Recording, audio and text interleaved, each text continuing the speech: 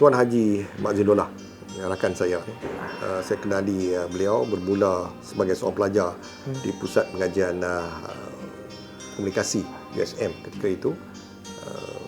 Dia seorang yang hebat, pendiam tapi akalnya tinggi. Hebat dari segi akademik daripada sejak di Pusat Pengajian Komunikasi lagi. Dan kami sama-sama habis dalam bidang yang sama, iaitu bidang penyiaran dan filem bersama rakan-rakan lain. Dan beliau telah pun bersama saya bekerja di Pusat Pengajian Luar Kampus atau dipanggil PPLK ketika itu sebagai pegawai penyelidik. Dan tugas kami kedua-duanya memanglah bidang yang sama, iaitu bidang broadcasting juga, menyediakan bahan-bahan cetak iaitu video untuk pembelajaran-pembelajaran bagi pelajar-pelajar luar kampus ketika itu. Tuan Haji Zain ni, dia yang saya boleh describe lah secara personal adalah seorang yang amat pendiam. He is an extremely quiet person. Beliau hanya bercakap bila perlu. Hanya bercakap bila kita tanya. Dan beliau sendiri bukan jenis orang yang suka bercerita, bukan orang yang suka bergaul secara bebas dan sebagainya. So he's not that type. So Haji Zain adalah seorang yang hanya fokus pada kerja dia saja. Sejarah perkhidmatan saya dengan USM ni bukanlah bermula sejak saya menjadi pensyarah. Sebelum itu saya menjadi pegawai penerbitan di Pusat Teknologi Pendidikan dan Media. Saya in charge dalam bahagian penerbitan lah. Kemudiannya menyambung perkhidmatan di swasta lah, di TV3 sebelum saya menyambung pelajaran, dan kemudiannya saya mendapat tawaran untuk memohon sebagai pensyarah di Pusat Pengajian Komunikasi. Pada tahun 2004 saya diterima sebagai pensyarah universiti lah. Saya berkhidmat di PTPM masa itu, Pusat Teknologi Pendidikan dan Media, sebagai penerbit rancangan lah. Itu pengalaman pertama dalam penerbitan. Dan kemudiannya bila saya menyertai TV3, saya fokus kepada perkhidmatan kreatif. Dia panggil perkhidmatan kreatif, iaitu saya in charge dalam video editing lah.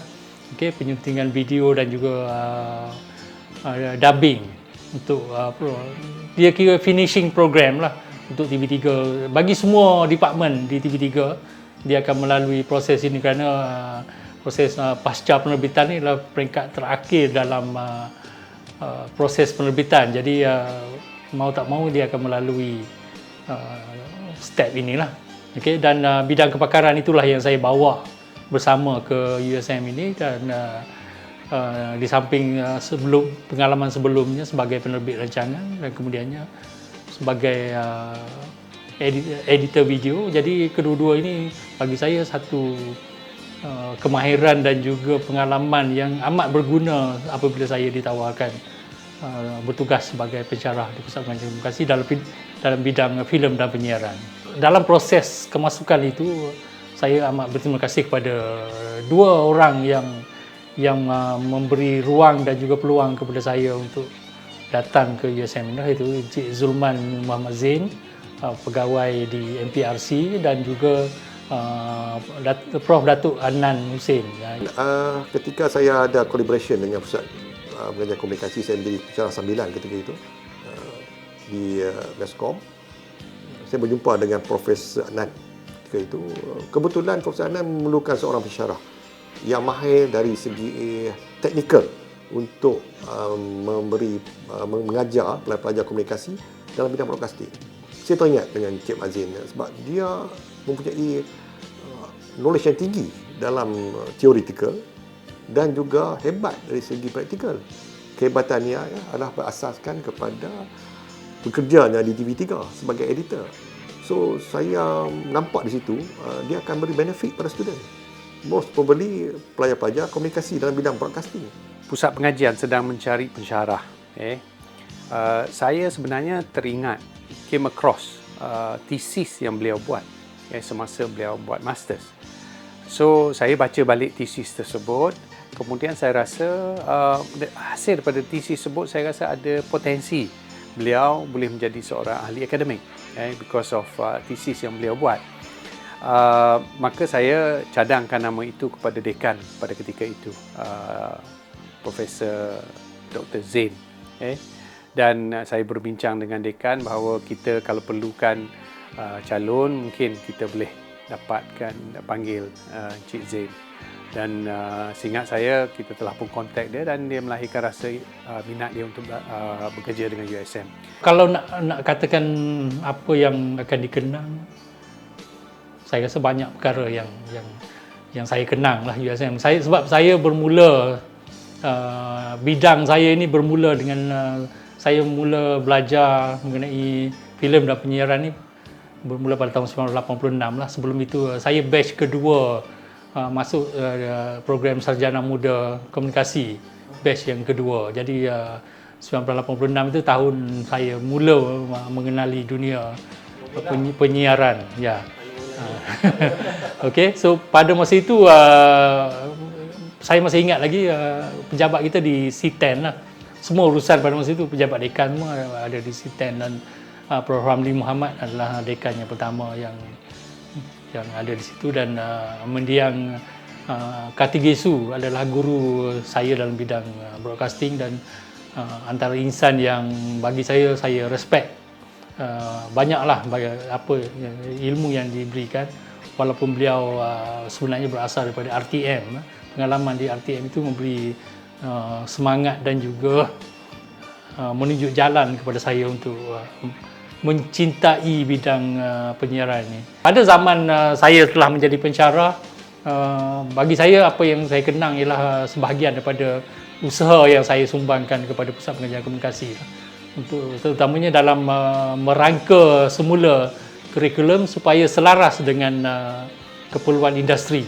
Sebab saya melihat apa yang kurangnya kurikulum kita di Pusat Pengajian Komunikasi pada masa itu ialah kita tidak tally dengan apa yang industri perlukan, terutamanya dari segi kemahiran individu pelajar itu sendiri, terutama dalam bidang penerbitan. Sebab kita banyak memberi ilmu-ilmu yang berkaitan dengan teori, tetapi kita kurang memberi ilmu berkaitan dengan praktikal. Kurikulum kita pada masa itu lebih banyak menekankan teori. Jadi apabila saya sampai ke sini, saya memberikan input-input yang orang kata tambahan dan yang boleh menambah baik pelajar-pelajar yang kita akan lahirkan lah. Dan saya melihat apabila saya membuat perubahan itu, dan kebanyakan pelajar dia mula kenal dengan baik lah apa yang ada dalam industri penyiaran itu, terutamanya equipment yang digunakan dalam penyiaran. Sebab bila kita berada di industri, kita melihat secara mendalam sebenarnya macam mana sistem itu beroperasi. Tapi kalau kita dalam bidang pendidikan ni, kita cuma mengajar kata permukaan sahaja, tahap permukaan. Jadi secara teorinya mereka tak boleh faham sebab banyak istilah-istilah yang menggunakan bahasa Inggeris. Jadi dan alat yang kita nak tunjukkan tu sebenarnya tak ada di universiti. Okay, sebab di industri dia jauh lebih maju daripada apa yang ada di universiti. Jadi apabila saya merangka dan mengubah kurikulum itu, jadi kurikulum itu menjadi lebih orang kata dekat dengan pelajar dan dekat dengan industri lah. So pelajar boleh sekurang-kurangnya mendapat satu pengalaman yang mereka boleh bawa ke industri dengan baik lah. Ditawarkan menjadi panel penilai MQA lah untuk program-program yang bersifat pengajian media. Okay, pengajian media termasuklah filem dan penyiaran. Jadi di situ saya memberi satu, bagi saya memberi satu sumbangan yang bermakna lah kepada pembangunan pendidikan di Malaysia ini, terutamanya dalam menilai kolej-kolej swasta dan juga universiti swasta yang ada di Malaysia ini, supaya kurikulum dia memang boleh melahirkan pelajar-pelajar yang orang kata sesuai untuk berada di industri, berasaskan industri di Malaysia dan juga di peringkat antarabangsa. Okay, yang keduanya, saya juga ditawarkan jawatan sebagai penggawa. Penggawa ni dia kalau di peringkat Kementerian Pendidikan Tinggi dia panggil pengurus asrama. Okay, pengurus kolej kediaman, satu istilah yang ada dalam Kementerian Pendidikan Tinggi punya tu. Kolej Kediaman. Sebab kita di USM dia panggil desa siswa. Jadi nama tu diberi nama penggawa lah. Jadi saya agak lama saya menjawat jawatan tu, dan apa yang saya dapat daripada jawatan tu ialah satu pengalaman bagaimana bergelut dengan pelajar, melihat kehidupan mereka dan menyelesaikan banyak perkara yang berkaitan dengan masalah-masalah berkaitan dengan sosial dan juga ekonomi yang kebanyakannya dihadapi oleh pelajar-pelajar kita yang ada di Pulau Pinang inilah, di USM ini. Tuan Haji Mak Zain, saya mengucapkan selamat bersara pada Tuan Haji. Walaupun kita telah berkawan lama, sama-sama belajar di Pusat Pengajian Komunikasi USM, hingga dah bekerja di PTPM dan juga di Pusat Pengajian Luar Kampus. Walaupun kita berdekatan tapi jangan jumpa. Ya. Saya ucapkan selamat berjaya. Saya doakan semoga Tuan Haji Mak Zain sihat sejahtera. InsyaAllah kita akan jumpa lagi. Dan juga jangan lupa Tuan Haji Mak Zain, walaupun bersara, sering-sering datang ke USM, sering-seringlah menjenguk di Pusat Pengajian Komunikasi ini untuk membantu dengan apa jua sekalipun kerak tenaga yang kita ada. Selamat bersara.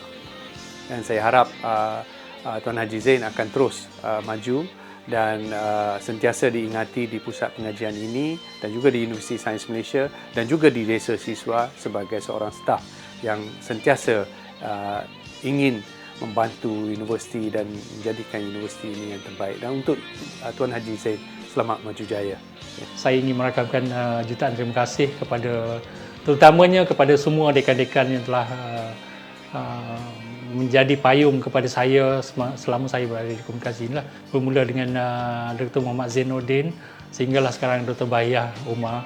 Dan terima kasih kepada semua, dan terima kasih kerana memberikan saya peluang dan ruang untuk saya mencipta dan juga menilai diri saya sebagai seorang kaki tangan akademik di Pusat Pengajian Komunikasi ini. Terima kasih tidak terhingga saya kepada Prof. Datuk Adnan yang telah memberikan saya peluang dan ruang untuk berada di Pusat Pengajian Komunikasi ini. Beliau antara yang macam saya kata tadi, merintis peluang kepada saya untuk datang ke sini, dan terima kasih kepada rakan-rakan yang telah memberi kerjasama, kepada semua staf pentadbiran daripada timbalan pendaftar, penolong pendaftar sampailah ke peringkat bawahan. Bagi saya, kerjasama anda semua yang telah kita sama-sama bekerja, bagi saya adalah satu kerjasama yang cemerlang lah. Dan suasana ini seolah-olah kita berada dalam satu keluarga, dan saya merasakan keseronokan untuk berkhidmat dengan Pusat Pengajian Komunikasi ini. Dan saya berharap Pusat Pengajian Komunikasi akan terus berkembang, terus cemerlang, dan juga terus membangunkan bidang pengajian komunikasi ini ke satu tahap yang saya kira boleh diiktiraf di peringkat internasional lah, di peringkat antarabangsa. Dan saya percaya pelajar-pelajar yang dihasilkan oleh Pusat Pengajian Komunikasi ini sama ada dulu, kini dan pada masa-masa akan datang mampu untuk bersaing dan memberi impak kepada pembangunan negara dan juga pembangunan industri, sama ada di peringkat Malaysia ataupun di peringkat dunia. Bermusim silih berganti bulan mentari, pejam celik tak terasa aku sudah sampai sini, sudah sampai sini, sudah sampai sini, sudah sampai sini, sudah sampai